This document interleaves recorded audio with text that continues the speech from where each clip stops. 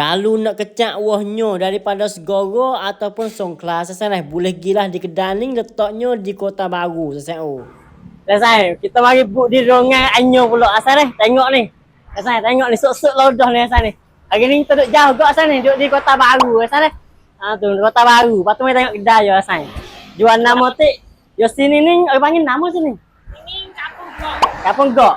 Kota Baru. Kampung Gok, Kota Baru. Kampung Gok Kota Baru. Lepas tu nak cem mana atau kedai ni duduk sini? Kedai ni dia di pantai lah apa? Pantai yang 3. Oh, sini pantai yang 3. Sana 1, 2, 3. Apa sejik nama depan tu? Sejik Gok ni tepi ni ada tepi tepi sejik Gok. tepi sejik Gok lah dah sana. Lepas tu jual nama tak Kak? Lah ni ada habis rasa, ada beledanya. Beledanya. Ada beledanya. Beledanya ni ada campur dengan air saja, bakar airnya halu dah.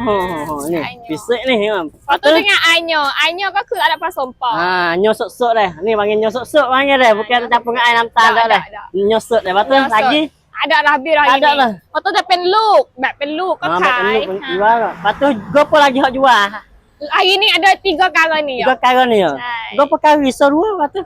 ปัตตุญอแบบที่สับปาดนี่หมดแล้วปาดแล้วพี่เนาะคือขนมสั่งนาทีล่ะแต่พี่ว่าอยู่ก็เดี๋ยวก็จะปาดให้เรียบร้อยนี่ทำปีเรานี่ปกติจะแช่อะไรช่องนี้ก็yo bet nah ni yo bet sama dengan ni hak ni yo sot อันนี้ก็คืออีกลูกค้าlah nak klik buat gapo tu muda kan yang mudanya isi muda lepas tu katuk yana buka yana buka ya buka 10 buka ya ke 10 Katuk ngorek boleh. Ngorek molek. Sama mana?